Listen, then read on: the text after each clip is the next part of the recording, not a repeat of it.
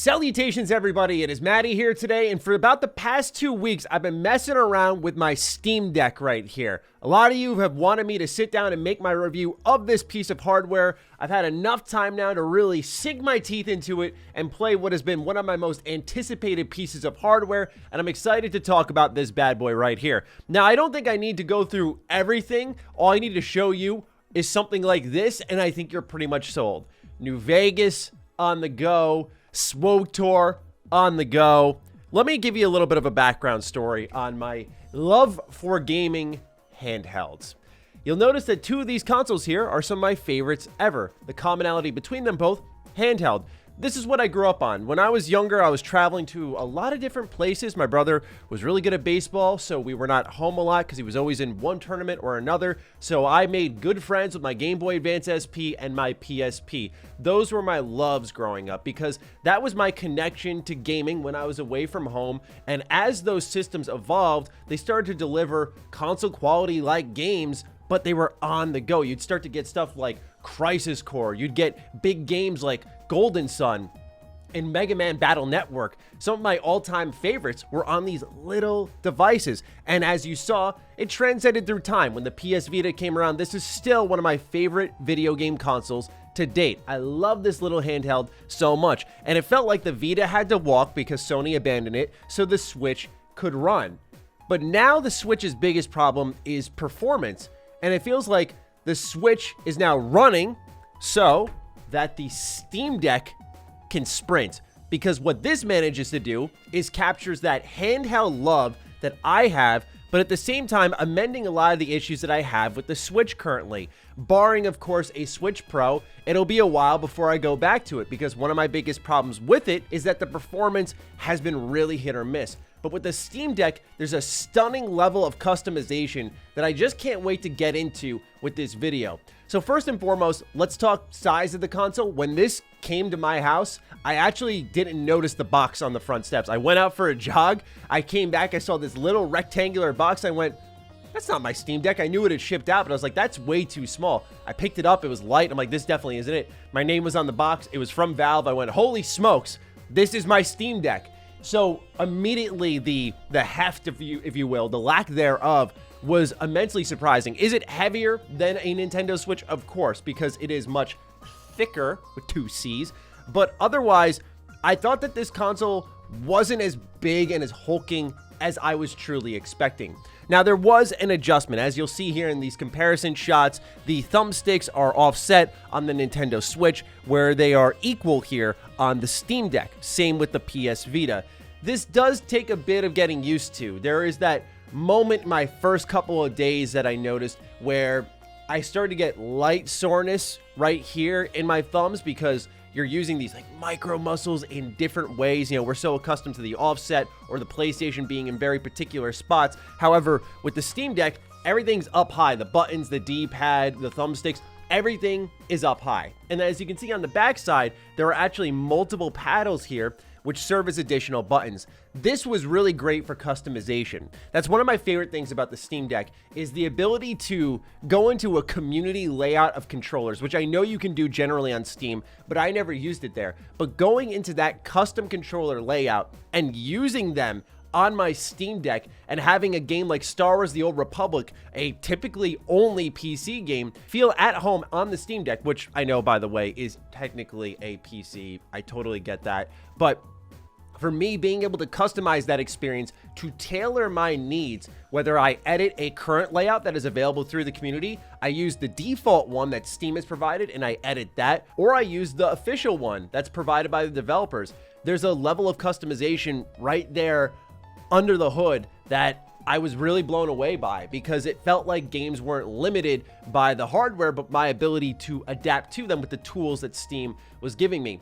One thing you'll notice whether you're in the Steam store or you're in your library is you're going to see a great for deck green check mark. And these are the games that work best on Steam Deck. And once you complete playing the game for a session, it will ask you, do you feel this verification is accurate? And you can tell them yes No, and this will help them grade what is just playable, which means you have to jump through a couple of hoops like I had to do with SWTOR. You'll notice right here in this shot, when you got to use the cursor for some games, I'll be flicking around the analog stick a lot. That's my biggest issue right now with some of these games that don't have a complete mapping to the Steam Deck, is that it'll assume that the right thumbstick or the trackpad is a mouse. Again, you can customize your way around that, so you don't have to flick the analog stick around. You can use that trackpad as a mouse, and that'll make things a little bit more accurate for pointing and clicking. So again, there are ways to move around these types of obstacles, but it does take a bit of in and out, in and out. But if you're a PC gamer, you'll know that this is something we're pretty used to.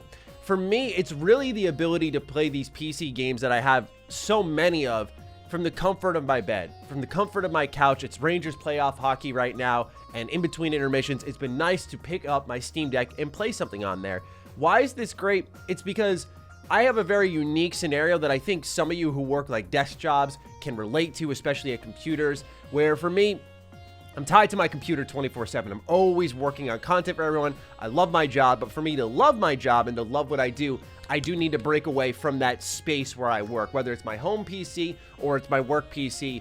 I'm always at a computer, so PC gaming became totally unappealing to me over the years, and I don't remember the last time I dug into my Steam library outside of probably Sonic Adventure for Retro Rebound. Otherwise, it's been pretty rare that I go into Steam and play anything at all because I'm already hunched over like this editing videos. I don't need to do that while gaming or even with a controller. So I just prefer to have that separation with the console, but now I finally have access to my Steam library in a place that's much more comfortable, that allows me to have that separation. And of course, I am biased in the sense that I love handheld gaming. So for me, having that connection is fantastic. Now, one thing that really hit me hard, and I will warn you all about, is I like to call it the Game Pass choice paralysis, where you open up the Game Pass library and you're like, oh, you all look so good. What do I play though? You have that feeling again with the Steam Deck. For me, right when I fired up Fallout New Vegas and Oblivion and SWTOR, I couldn't decide. These were all games that I had dreamed of having on the go, having in some type of handheld experience, having them in a more modernized experience. And boom, there it was, but I didn't know what to stick with.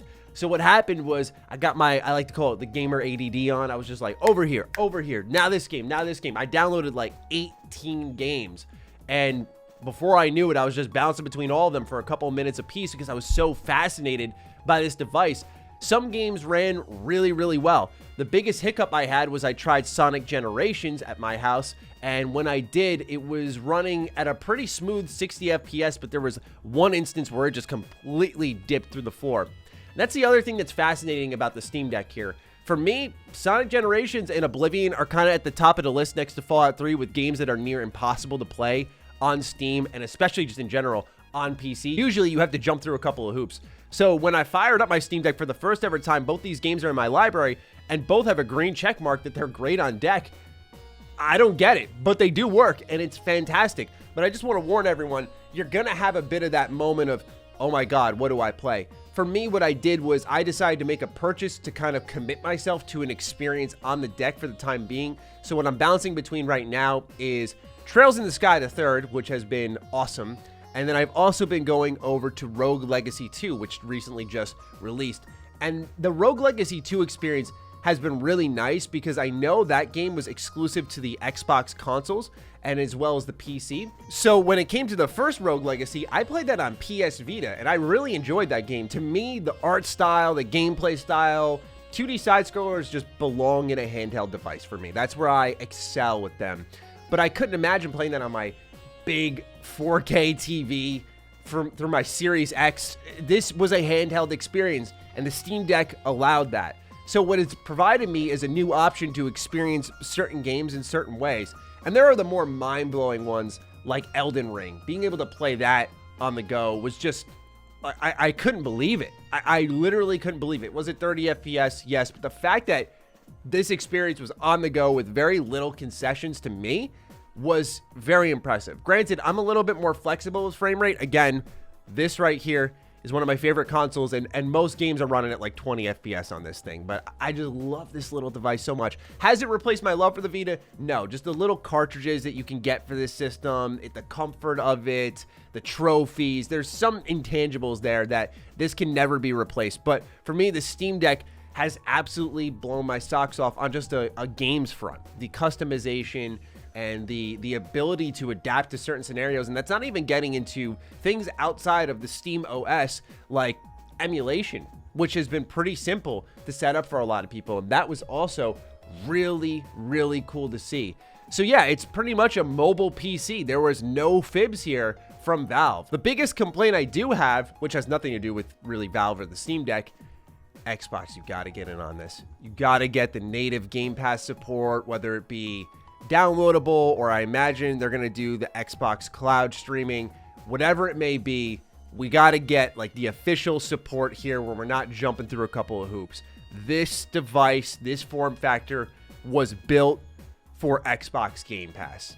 The idea that you can have your huge library of Steam games, which I know many of us have through all those wonderful Steam sales, now you can really start to chip through them.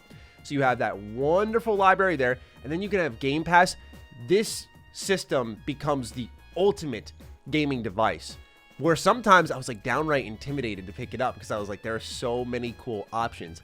There was an adjustment for me on a UI front. You learn really quickly how accustomed we were to like the Xbox and PlayStation, and how often we're always used to hitting like the center PlayStation button and the cross media bar comes up, or the center Xbox button. There are all the tiles like Windows. We're familiar with that for multiple generations. So when I was messing around on my Steam Deck and you had to press the bottom left button, and there's my store tab and my library tab, and there's a settings tab, and there's all these things that honestly I was kind of unfamiliar with. You know, I was tiptoeing my way through it, and my buddy Jimmy Champagne, who runs a great channel called Deck Ready, was really walking me through things at times. But it was like a great learning experience, because for me, I hadn't had this. Like even with the Series X and the PS5, when they came out of the box, there was no real discoveries. It was all relatively familiar. It was still exciting to have those systems. With the Steam Deck, this truly feels new. Now, I did buy the most expensive version with the extra memory, with the special screen, with the carrying case, and I do think it's worth it. If you're going to go big on any purchase, I do think the Steam Deck is going to be the play, especially with the extra memory space that's there, and I know Valve is looking into customizing that and allowing people to add external memory.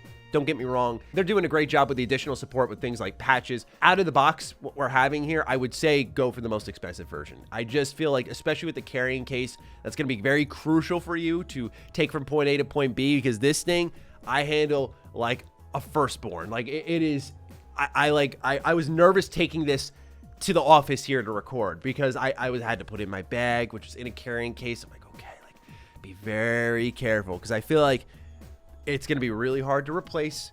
So we'll just take good care of it. That's all I'm saying. One other complaint I do want to address is the occasional fan speed. The way it picks up in random areas. I'll be playing something like Trails in the Sky. Fine, no problem. I'll be playing something like SWTOR. Light humming, nothing. I'll be like downloading a game. Like I was downloading Prey, and it's like just really running. And you can feel it sometimes cooking up. Does it ever get super hot? No, but you can hear it. I know some people don't like that. Is it a PS4 jet engine situation? No, not at all. But it can definitely, you can hear it. It can pierce through the sound, and you can really hear it running things pretty hard. For me, I did find that distracting at times, but I understand with such crazy console quality games, it's going to come with the territory. Overall, though, Steam Deck has really delivered. Really, really pleased with this bad boy. So, ladies and gentlemen, that's all I got to say on the Steam Deck. It's fantastic. If you can put a reservation in and hopefully have some money saved up for when the pre-order comes through, definitely do so. This device to me is a real game changer. You know, I've had a lot of time to sift through all of its options, to let these thoughts digest, not be reactive to things, because the video is already super late anyway. So no hyperbole. This thing is the real deal. You should be excited about it. I have really no complaints at all. Just, again, some comfort level issues could be a thing for some of you out there. The sound, that could also be an issue, but otherwise, this thing has absolutely delivered. So with that, ladies and gentlemen, do you have your Steam Deck? Fire away with your thoughts in the comments down below. Do you not have a Steam Deck? Does this video convince you that you want one? Let me know your thoughts on the new device. Other than that, follow me on Twitter, follow me on Instagram. Those links are in the description down below. And a big thank you to all the patrons, all the members who continue to support the hell out of the content here. Stay sexy, stay active, and love you all. Peace.